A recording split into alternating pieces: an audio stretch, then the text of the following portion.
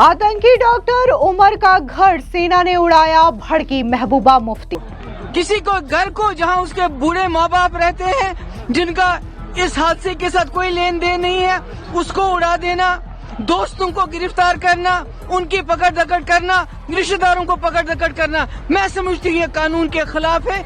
Delhi blast case में बड़ा action, Pathankot से डॉक्टर रईस गिरफ्तार। अल फलाह यूनिवर्सिटी की जांच शुरू, 2 डॉक्टर समेत 3 गिरफ्तार। जम्मू कश्मीर के नौगाम पुलिस स्टेशन के पास हुआ बड़ा धमाका।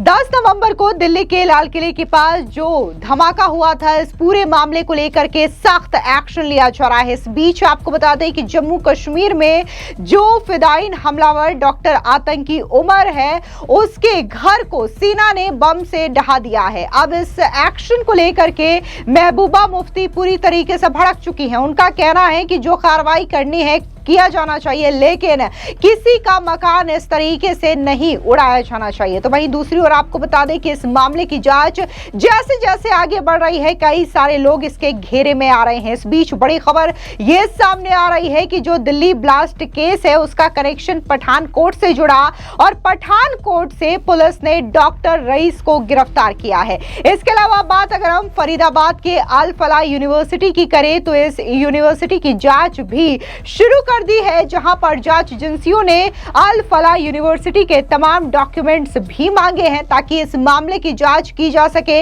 उसके फंडिंग की जांच भी की जा सके। इसके अलावा अल फलाह यूनिवर्सिटी से 2 डॉक्टर के साथ साथ एक स्टाफ को भी गिरफ्तार किया गया है। तो वही बड़ी खबर सामने आ रही है जम्मू कश्मीर के नौगाम से, जहां पर पुलिस स्टेशन में बड़ा धमाका हो गया है। दरअसल आपको बता दें कि जो भारी मात्रा में फरीदाबाद से विस्फोटक इकट्ठे किए गए थे, इस विस्फोटक की सैंपलिंग की जा रही थी, जांच की जा रही थी, तभी ये बड़ा धमाका हुआ है। और इसको लेकर के गृह मंत्रालय का बयान भी सामने आया है, जहां पर उनका कहना है कि ये जो धमाका है वो एक्सीडेंटली हुआ है। दरअसल आपको बता दें कि महबूबा मुफ्ती ने जिस तरीके से इस पूरे मामले को लेकर के रिएक्शन दिया, उनका कहना है कि सेना ने जिस तरीके से उनके घर को गिराया है, ये ठीक नहीं है। भले ही दिल्ली में जो ब्लास्ट हुआ है, इस मामले में जितने लोग शामिल हैं उनके खिलाफ कड़ी कार्रवाई लेनी चाहिए, लेकिन इस तरीके की कार्रवाई नहीं होनी चाहिए जिससे कि उनके पड़ोसी या परिवार परेशान हो।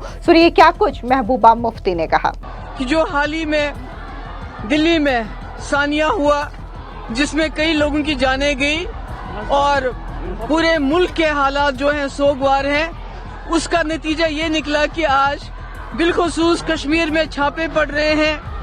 हम इसके खिलाफ नहीं है कि जो उसमें मुलव्वस थे उनके खिलाफ आप एक्शन लीजिए, मगर उन लोगों के दोस्त, अहबाब, माँ बाप, भाई बहन, जिस तरह पकड़ दकड़ का माहौल है, बिलखुसूस वादी कश्मीर में एक डर और खौफ पैदा हुआ है। तो मैं उम्मीद करती हूँ कि अमित शाह साहब ने ये कहा था कि कानून अपनी कार्रवाई करेगा और सख्त कार्रवाई करेगा।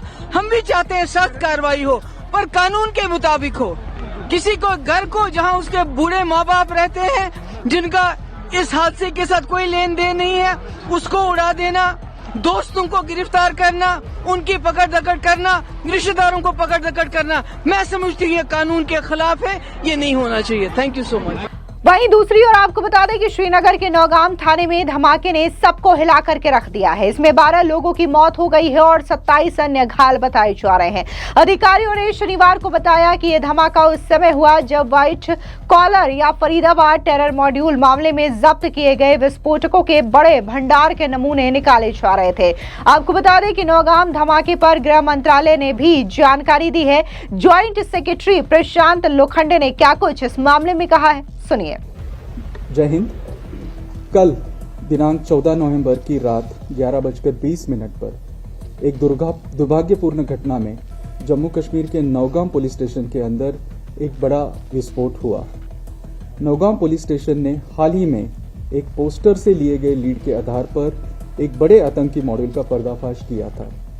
नौगाम पुलिस स्टेशन की इस एफआईआर संख्या 162/2025 की जांच के दौरान विस्फोटक पदार्थों और रसायनों का एक बड़ा जखीरा बरामद किया गया था।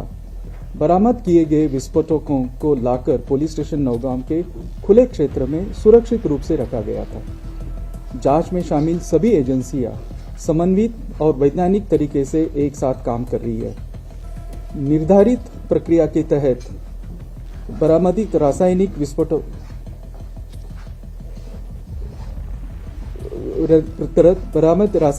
के नमूने को आगे फॉरेंसिक और रासायनिक परीक्षण के लिए भेजा जा रहा था। भारी मात्रा में विस्फोटकों की बरामदी के कारण पिछले 2 दिनों में यह प्रक्रिया एसओपी के तहत लगातार जारी थी। विस्फोटों की अस्थिर प्रकृति के कारण इसे एक्सपर्ट निगरानी के तहत सावधानी पूर्वक संभाला जा रहा था। हालांकि उसी के दौरान 14 नवंबर 2025 यानी कि कल रात को लगभग 11:20 बजे अचानक एक्सीडेंटल विस्फोट हुआ।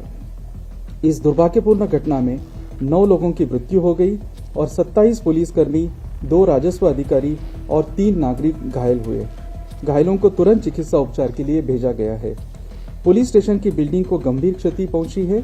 इसके अलावा आसपास की इमारतें भी क्षतिग्रस्त हुई हैं। घटना के कारणों की जांच की जा रही है। इस घटना के कारण की कोई अन्य अटकलें अनावश्यक है। सरकार दुख की इस घड़ी में मृतकों के परिवार के साथ एकजुटता के साथ खड़ी है। जय हिंद। दूसरी ओर दिल्ली ब्लास्ट मामले को लेकर के जांच एजेंसियां लगातार बड़े बड़े खुलासे कर रही है। इस बीच कई सारी गिरफ्तारियां भी की जा रही है। दिल्ली ब्लास्ट का हरियाणा के बाद अब पंजाब से भी कनेक्शन जुड़ गया है। पठानकोट के मामून कैंट में काम करने वाले एक डॉक्टर रईस अहमद भट्ट को इंटेलिजेंस ब्यूरो के इनपुट पर गिरफ्तार किया गया है। सूत्रों के मुताबिक दिल्ली धमाके के सिलसिले में यह गिरफ्तारी को अंजाम दिया गया है। डॉक्टर की पहचान रईस अहमद भट्ट निवासी अनंतनाग के तौर पर हुई है। 45 वर्षीय Bhatt army area Mamoon cantt के पास बने व्हाइट मेडिकल कॉलेज में भी काम कर रहे थे और इसके अलावा वो 3 साल से वहां पर पढ़ा भी रहा था। आपको बता दें कि दिल्ली ब्लास्ट मामले में सुरक्षा एजेंसियों ने अल फलाह यूनिवर्सिटी की जांच शुरू कर दी है। जांच एजेंसियों ने अल फलाह यूनिवर्सिटी से 2019 से अब तक के रिकॉर्ड मांगे हैं। फंडिंग की जांच होगी। 22 डॉक्टर इसकी रडार पर है। इसके अलावा सुरक्षा एजेंसियों ने गुरुवार रात को मेवात के 3 डॉक्टर्स को कल रात हिरासत में लिया है। उनसे पूछताछ की जा रही है। ये तीनों अल फलाह यूनिवर्सिटी से जुड़े हुए हैं। इसके अलावा 22 डॉक्टर सुरक्षा एजेंसियों की रडार पर है। बता दें कि हरियाणा के फरीदाबाद में शनिवार को पुलिस मस्जिदों की चेकिंग भी कर रही है। इमामों से पूछताछ कर उनका वेरिफिकेशन भी किया गया। कॉलोनियों में सर्च ऑपरेशन चला करके खास तौर पर जम्मू कश्मीर से ताल्लुक रखने वालों के घरों की तलाशी भी ली गई। लोगों को संदिग्ध गतिविधियों की जानकारी देने के लिए जागरूक भी किया जा रहा है। आपको बता दें कि दिल्ली ब्लास्ट के तार जुड़ने के बाद पकड़ी गई फरीदाबाद की अल फलाह यूनिवर्सिटी की डॉक्टर शाहीन सईद देश में धमाकों को अंजाम देने के बाद देश छोड़कर भागने की फिराक में थी। उसने दिल्ली ब्लास्ट से 7 दिन पहले पासपोर्ट वेरिफिकेशन करवाया था। दरअसल जांच में खुलासा हुआ है कि शाहीन को मैडम सर्जन कोड नेम दिया गया था। इस ऑपरेशन से जुड़े सभी साथी और जैश-ए मोहम्मद से जुड़े आतंकी शाहीन को इसी नाम से बुलाते थे। डॉक्टर मुजम्मिल शकील की डायरी से ऑपरेशन हमदर्द का भी बड़ा खुलासा हुआ है। फिलहाल इस पूरी खबर पर आपकी क्या राय है, कमेंट सेक्शन में जरूर बताएं। धन्यवाद।